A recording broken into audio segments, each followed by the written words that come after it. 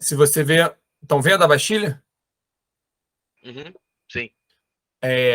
Então você tinha assim, de cara, você tem assim a fama, né? Uma fama muito grande, uma parada justamente no século XVIII, ela era um lugar para onde o rei mandava os seus inimigos políticos. Então tinha um peso muito grande, um peso político, um peso ideológico. Cara, o rei assina o mandado de prisão e vai quem fala mal do rei.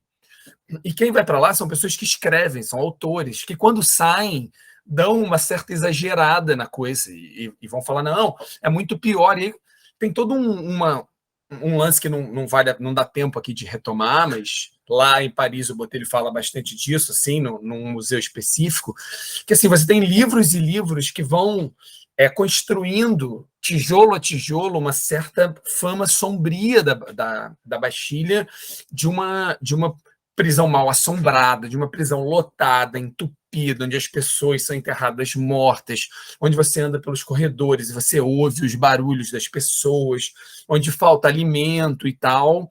Então, assim, quando as pessoas vão para a Bastilha, tem tudo isso na cabeça delas, né? Quando eu dou aula disso na escola, eu falo isso, né? Os caras, não, precisamos de munição e tal. E aí alguém grita, vamos para a Bastilha. Aí fica aquele clima, assim, não sei se a gente precisa tanto de munição assim e tal, porque corre aquele frio na espinha, né? Só que eles vão. E é longe demais. A gente, uma vez, eu e Botelho, a gente pensou nessa viagem da França de fazer a caminhada dos Invalides para a Bastilha. Só que é muito longe. Assim, os caras chegam lá meio cansados, né? Porra, que merda de evolução, porra, cansativo. E quando os caras chegam lá, é impossível entrar. Você tem centenas de pessoas que não estão armadas. Tem arma, mas não tem munição, né? E aí é um dia inteiro, assim, de negociações. Aí o governador da Bastilha, que era meio o gerente da parada, assim, um posto que era dado pelo rei de confiança e tal, o cara deixa as pessoas entrarem, alguns líderes. Mas estava na hora do almoço, então ele chama os caras para almoçar. Então os caras demoram para sair e acham que eles morreram. E aí, quando no que eles descem, eles dizem: não, ó, o cara não vai liberar a munição. Cara, enfim, a história é meio longa. Alguém tenta abrir a porta, que era aquelas portas bem medievais, assim, né, que descem. Alguém sobe o muro e tenta abrir a porta meio de chavado, só que ele corta a porta ao contrário, a porta não cai para dentro, ela cai para fora. E aí ela cai em cima das pessoas. E as pessoas acham que foi o governador que mandou para ferir o povo e tal. Aí eles entram, pegam o governador, arrastam o governador pelas ruas de Paris, chutando e tal. Chega uma hora, depois de horas andando com o cara, fala assim, não, vamos prender ele e amanhã a gente faz mais alguma coisa com ele. Não, pelo amor de Deus, me mata logo. E aí mata o cara, assim. E aí eles tomam a Bastilha. Só que o mais importante, aí quando eles entram na Bastilha, a Bastilha era completamente diferente. Não tinha nada, estava vazio, tinha 6 pessoas. E a maioria delas eram falsários, era gente que falsificou dinheiro. Aí tinha, sei lá, tinha um maluco mesmo, usa meia na cabeça e tal, cueca por cima da calça. Tinha um tarado que a família mesmo mandou ele para lá, porque ficava, enfim, assediando a sobrinha, sei lá. Não tinha peso nenhum, na verdade, né? Rola aquela decepção, né? Pô, mas era isso, né? Bom, mas tem o que a gente quer, tem a munição aqui.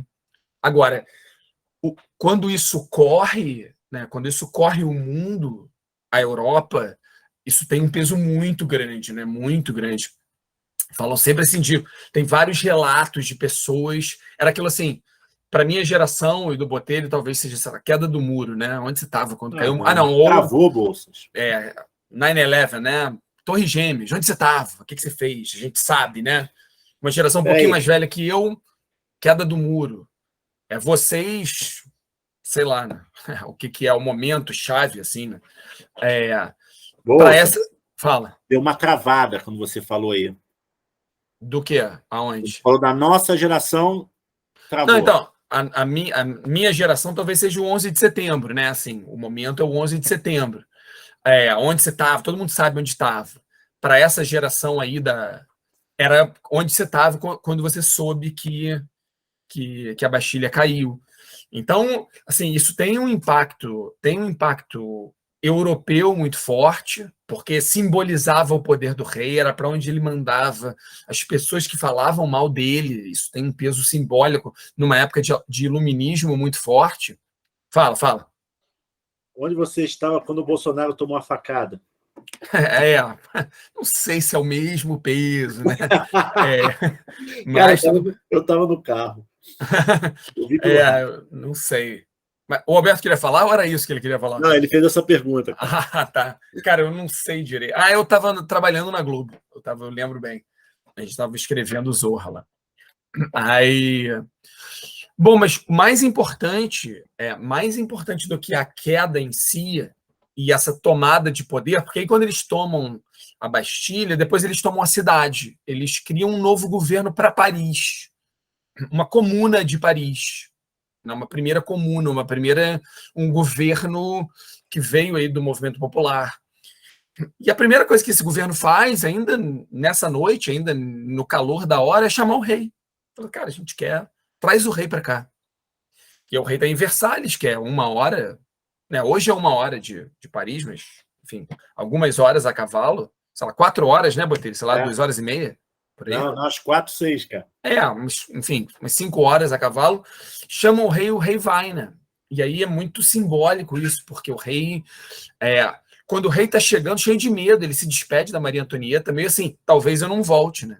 Porque, enfim, sei lá o que está acontecendo, estão todos loucos, né? Como disse o Dom Pedro II 100 anos depois, né, quando derrubaram ele, estão todos loucos, o que está acontecendo? Ele falou, talvez eu não volte. Só que quando ele chega a Paris, as pessoas recebem ele com muita euforia. Viva o Luís XVI, viva o nosso rei. O Luís XVI, ele tinha ainda na cabeça do povo uma imagem muito positiva. Havia ainda uma ideia, que é uma ideia muito comum nas sociedades, assim, o rei é bom, mas o seu entorno é ruim, né? Ele é mal assessorado. Isso vai acontecer com o Stalin, por exemplo. O Stalin é fofo, mas o entorno dele engana ele. Isso é muito comum nesses caras que são muito centralizadores. E o Luís XVI, porque tinha aprovado os Estados Gerais, tinha feito o caderno de queixas, tinha feito uma série de reformas, ele tinha ainda um crédito, né? Apesar de ter tentado demitir o Necker, ele tinha um certo crédito. Então ele chega e ele é muito bem recebido. Embora alguns grupos gritem, viva Luís, o nosso rei constitucional. Porque na cabeça do mundo, ele aceitou que a Assembleia vire Constituição, Assembleia Constituinte, que faça uma Constituição. No fundo, ele foi aceitando tudo, aos trancos e barrancos, a gente está vendo, estava tramando um retorno, mas isso não estava muito claro, né? Foi ele que deu a ordem, foram os ministros, isso sempre se perde, né? O papel das fofocas na Revolução Francesa são muito poderosos. A gente não comentou aqui, porque não dá tempo de comentar tudo, mas tem o grande medo, né? O grande medo é uma coisa que está rolando já há algum tempo e está ganhando força, que é isso.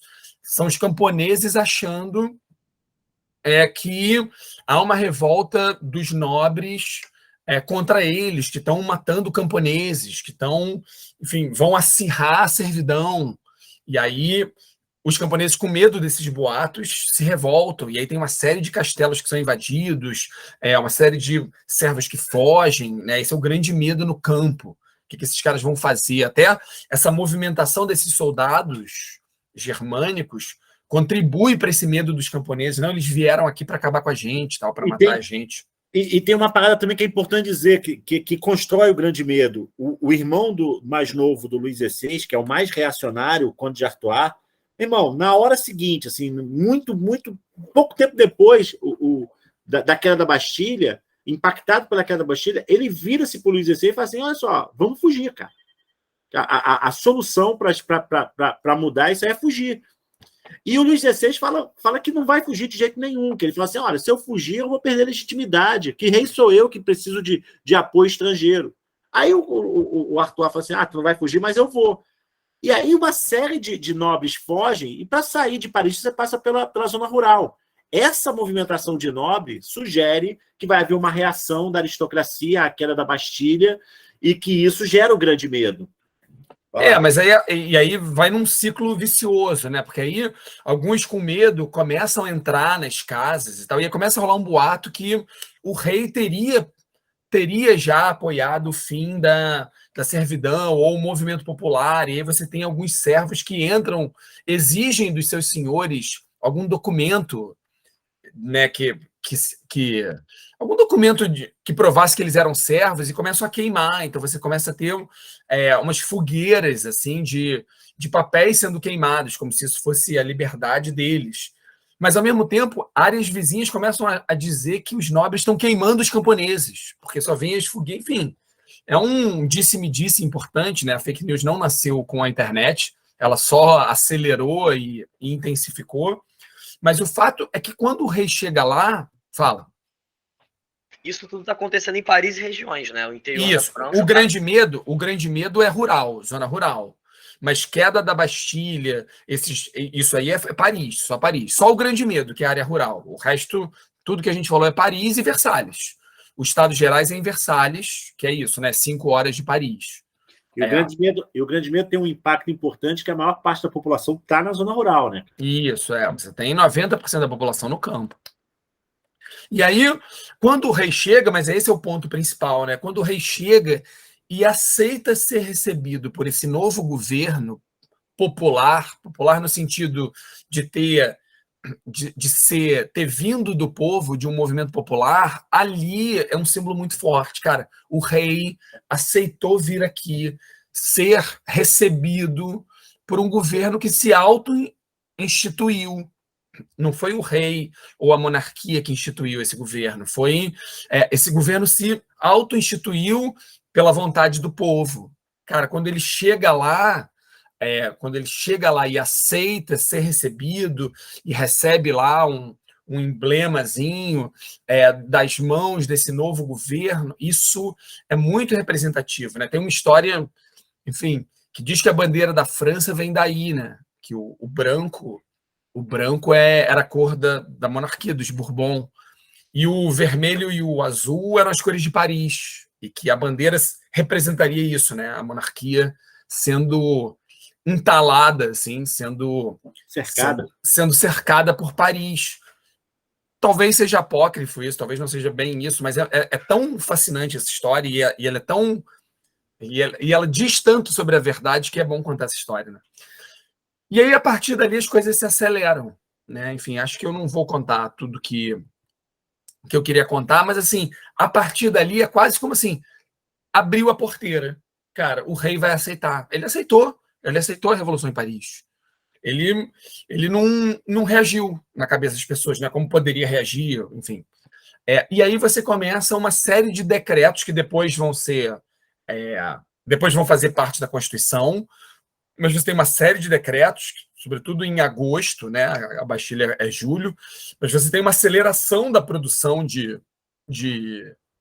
leis e de artigos e enfim, de medidas que vão marcar essa primeira fase da Revolução Francesa, né? Tradicionalmente, começa com a queda da Bastilha, embora a gente possa dizer assim que talvez o início mesmo seja os Estados Gerais, a convocação dos Estados Gerais, mas o marco simbólico é a queda da Bastilha. E as coisas se aceleram.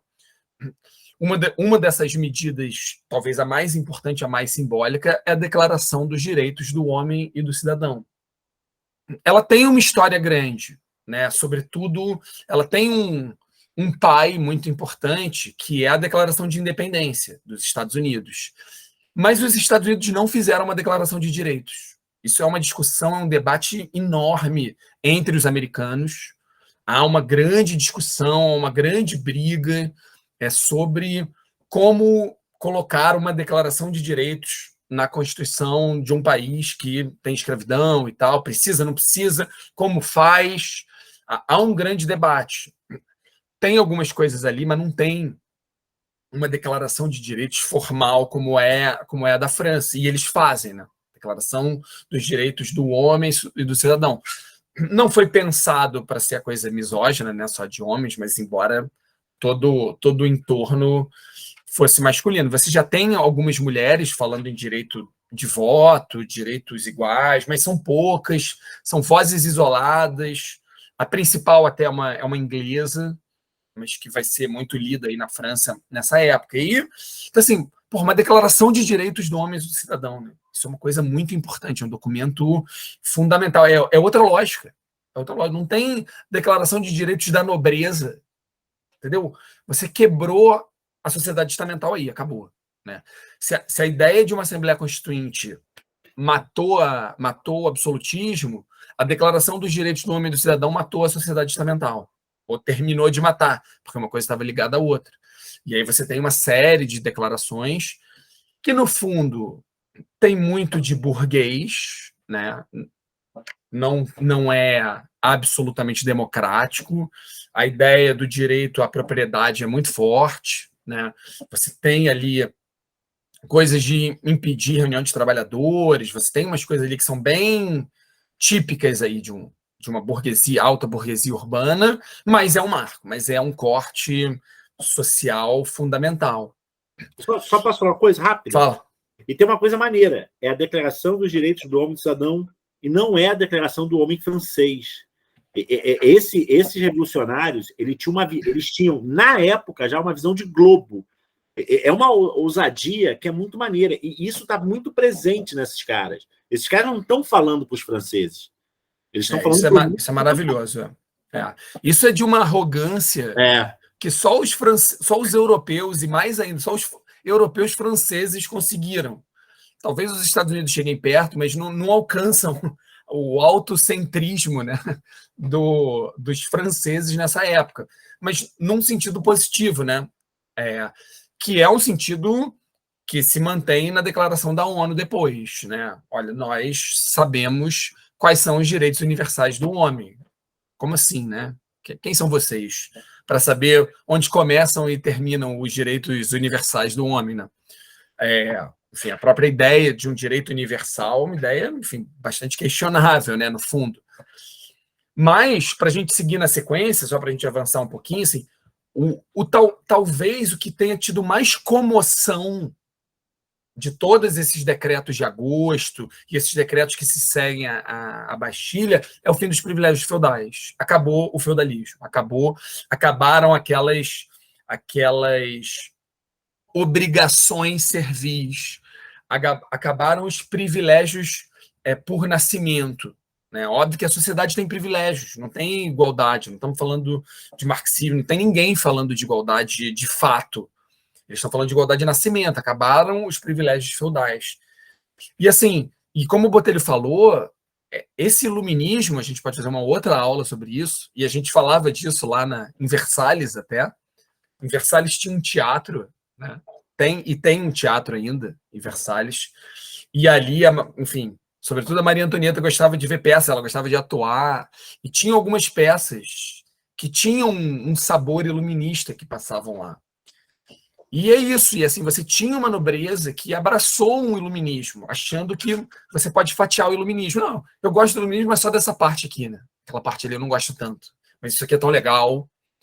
Então, você tinha alguns elementos do iluminismo que circulavam e que comoviam, e que moviam as pessoas. Boa parte dos grandes iluministas são nobres, né? Montesquieu é nobre. Muitos deles ganham títulos de nobreza ao longo da vida.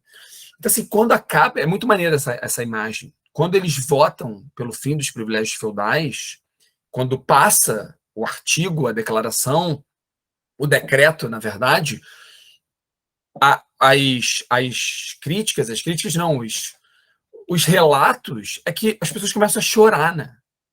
Não só o terceiro estado, mas membros da nobreza e do clero choram de emoção real. Né? Eles não estão fazendo teatro, só tem eles ali. E eles choram. Estamos começando a França do zero, estamos recomeçando.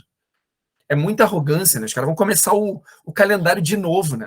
Não exatamente aqui nesse momento, mas né, vai chegar um ponto, a maluquice do recomeço é tão grande, tão forte, que eles vão começar o ano de novo. Não, Jesus, o cara foi legal, mas a gente é mais legal que Jesus e tal. Então, vamos começar de novo.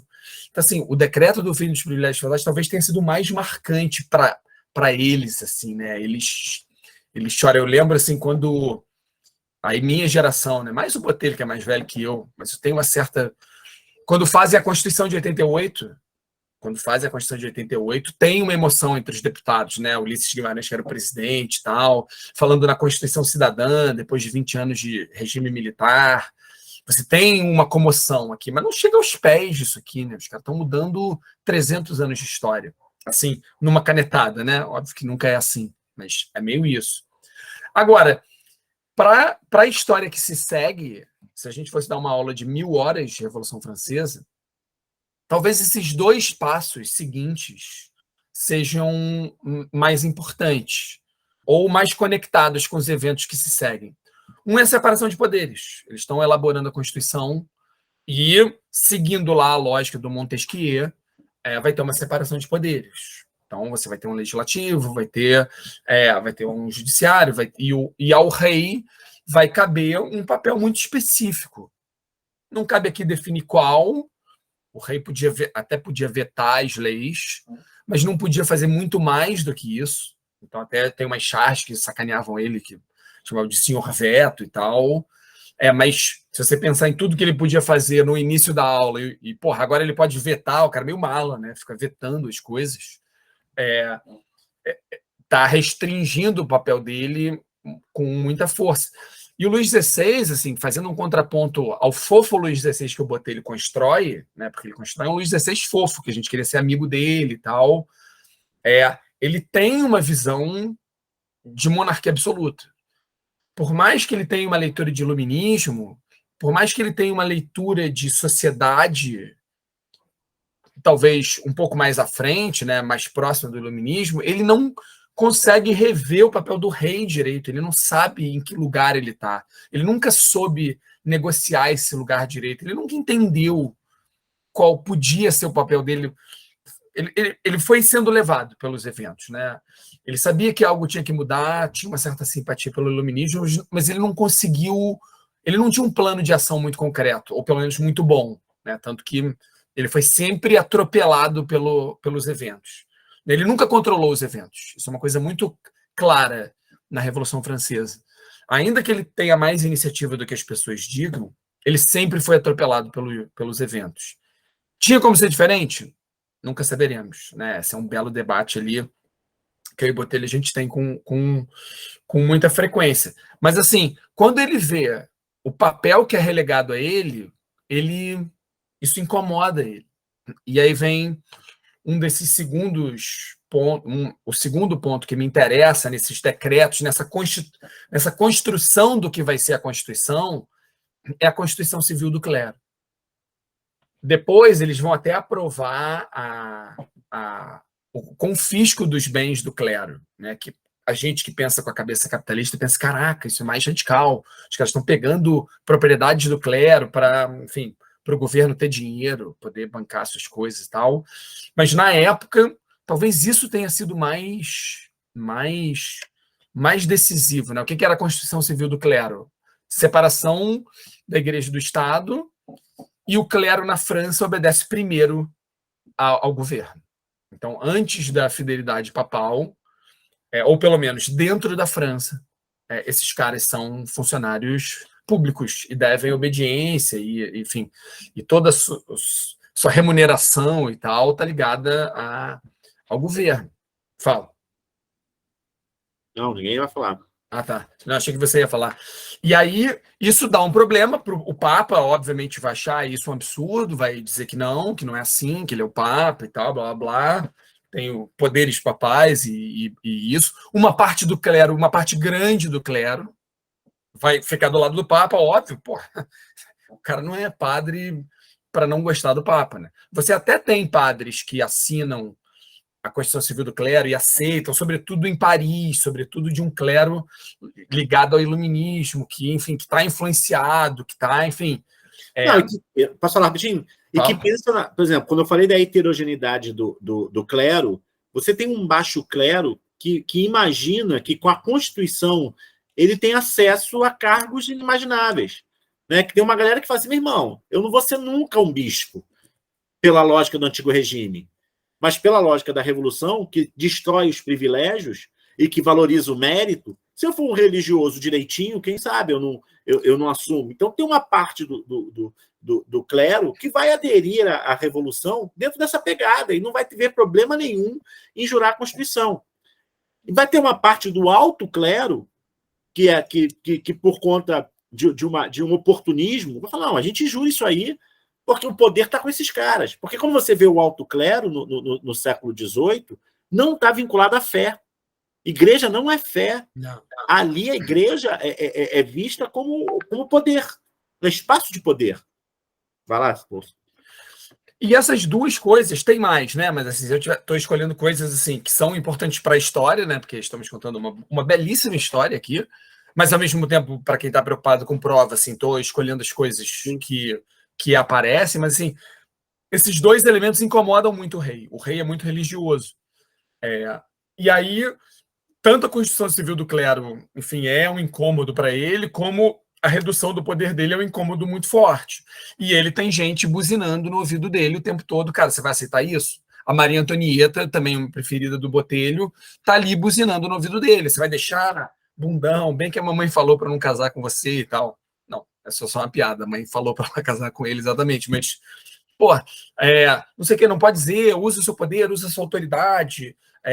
O povo gosta de você. E realmente, se em Paris a revolução, esse novo governo tem muita força fora de Paris, provavelmente não, ninguém sabe direito, mas vale arriscar, não vale arriscar. Eu botei ele de novo, a gente tem sempre essa discussão, se o rei convoca a população fora de Paris para o defender contra essas novidades, ele teria chance? Talvez tivesse, mas ele tinha condições, enfim, né? O sino joga na história, mas é divertido.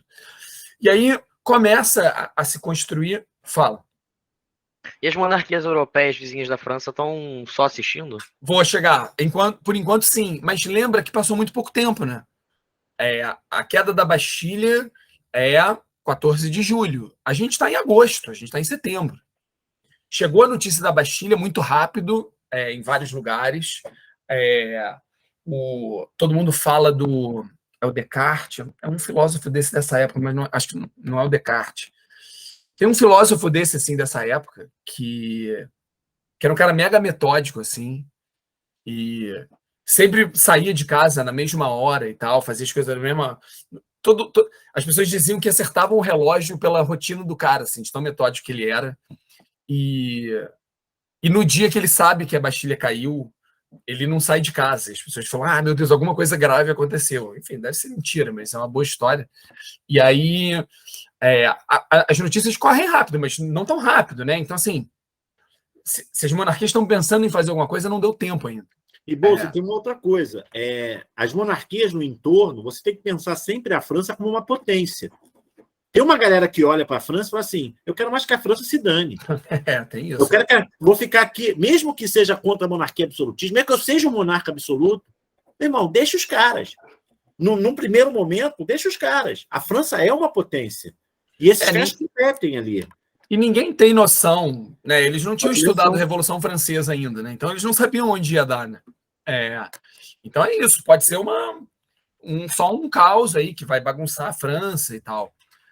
Mas o fato, assim, para a gente avançar, mas eu acho que já está começando a hora de parar, assim, essas coisas vão incomodando o Luiz, e isso vai levar ao episódio, talvez o meu episódio favorito da Revolução. Difícil escolher o episódio favorito.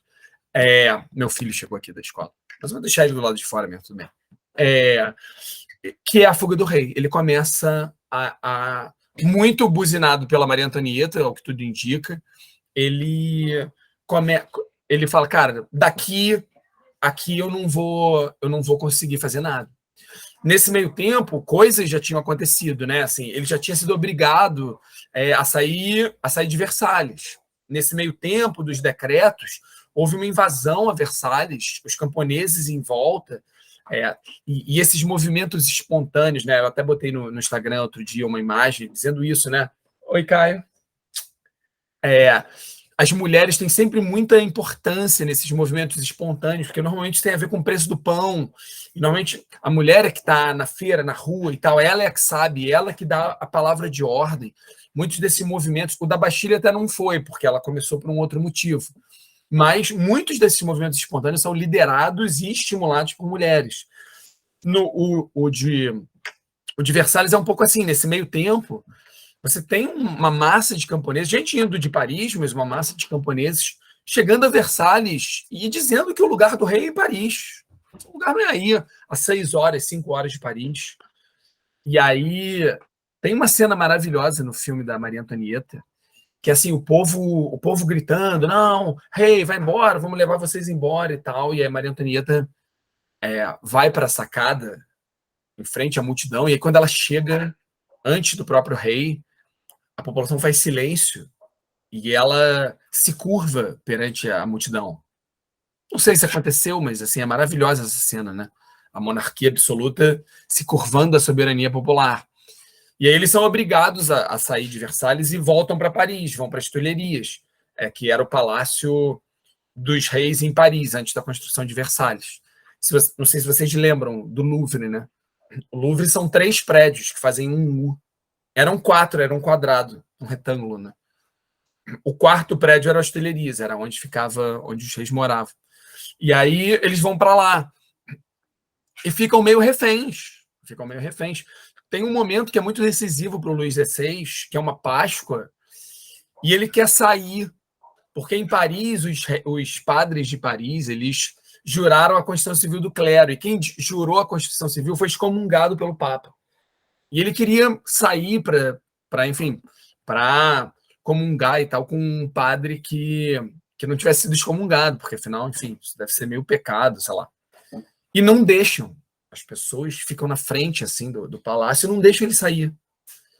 E ele dizendo, cara, não estou fugindo não, eu vou ali e já volto, tal, comer uma hóstia turbinada e tal, pura e tal, não essa hóstia de camelô daqui.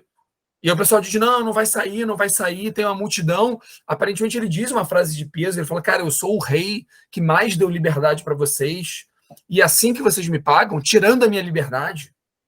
E o pessoal diz, basicamente é isso. Tal. A gente não queria dizer nessas palavras, mas é meio isso que aconteceu. E aí ele volta, e aí ele fica arrasado. E a Maria Antonieta buzinando no ouvido dele e tal. Eu falo isso mais para irritar o Botelho do que outra coisa, assim. Mas sim, ela é muito importante nesse momento para fazer ele agir, né? Ela tem essa coisa de agir, né? E o Luís XVI é um deprimido, né, cara? E um indeciso, né? Ele é um pouco indeciso, né? E ela não, o Artois, né? O Artois já fugiu nesse momento, mas... e ela dizendo, cara, vamos fugir. E ela é austríaca. Então, começa a se elaborar essa ideia. Vamos fugir, vamos para a Áustria, vamos reunir com a minha família, e aí a gente volta. E aí a gente volta com as tropas austríacas e, muito provavelmente, reúne o apoio popular fora de Paris e as coisas voltam ao normal. E eu volto a gastar rios de dinheiro em sapatos. Então, forma-se esse plano. Aí, de novo, a fuga do rei é uma aula inteira só para isso. Ela é incrível.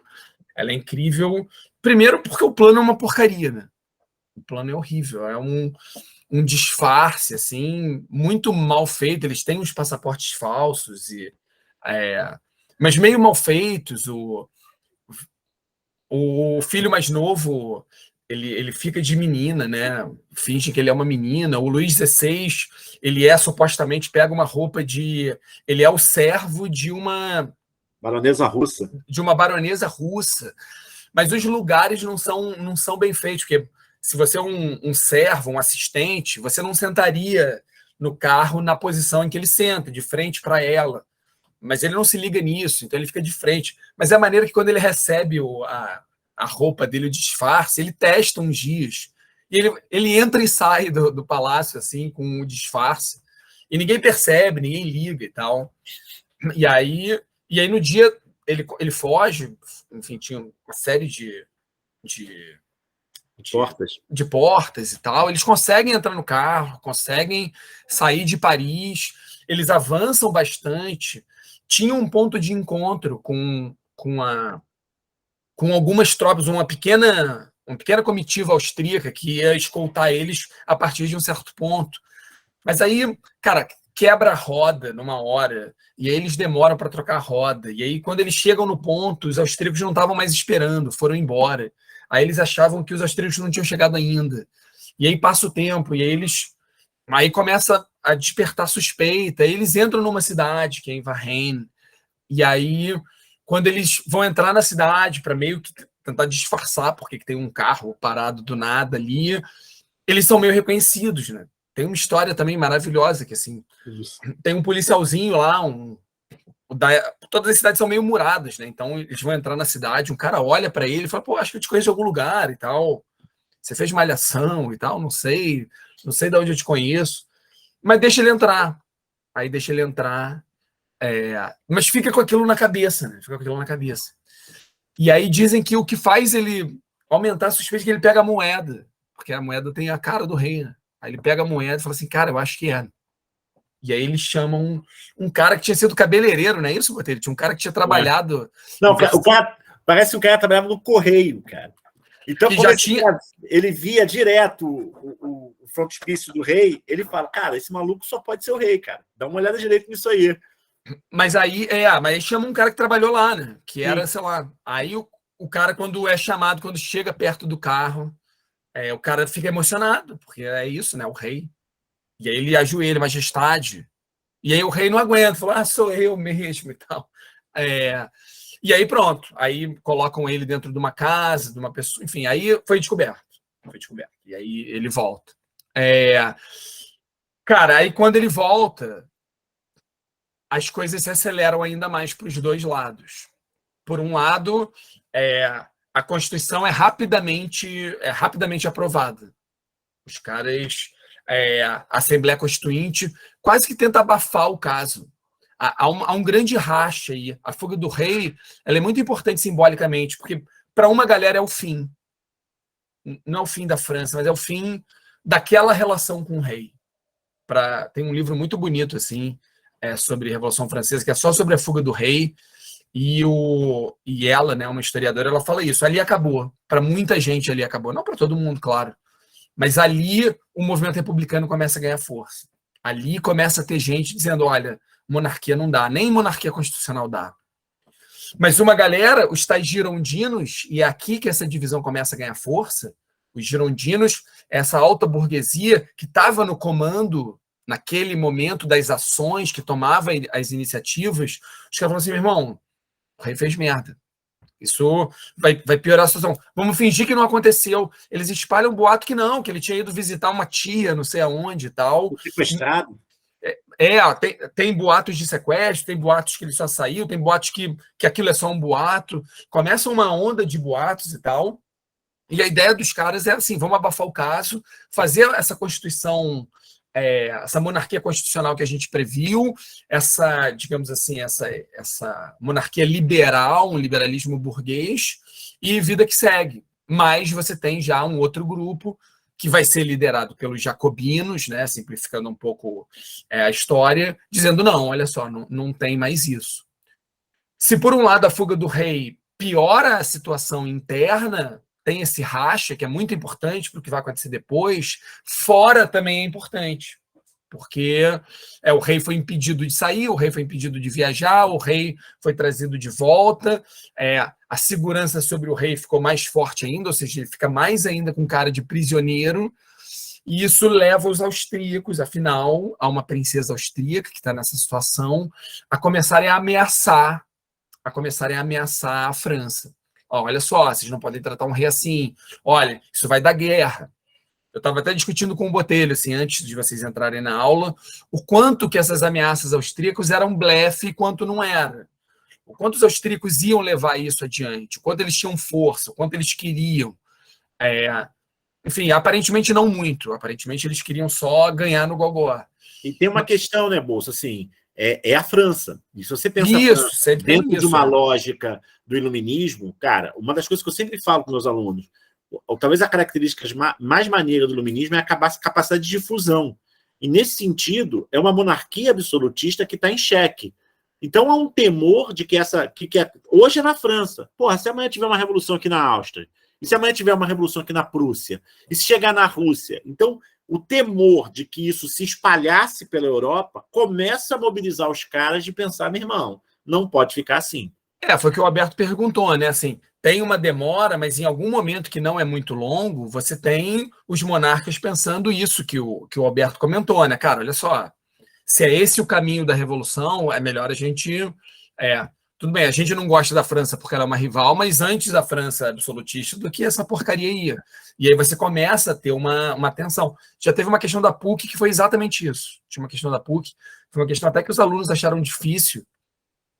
Era uma charge, assim, que eram os monarcas europeus falando alguma coisinha num balão, assim, mas que era um pouco isso, era o medo dessas ideias se espalharem, né? Porra, uma coisa é um livro se espalhar, que ele já não gostava, outra coisa é um governo popular, é uma república na França. Porra, não é em Niterói, né? É na França.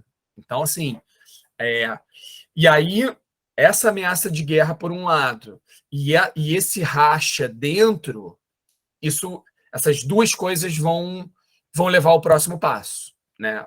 Vão levar a França à segunda fase da Revolução, né? Que é a fase jacobina e ao terror.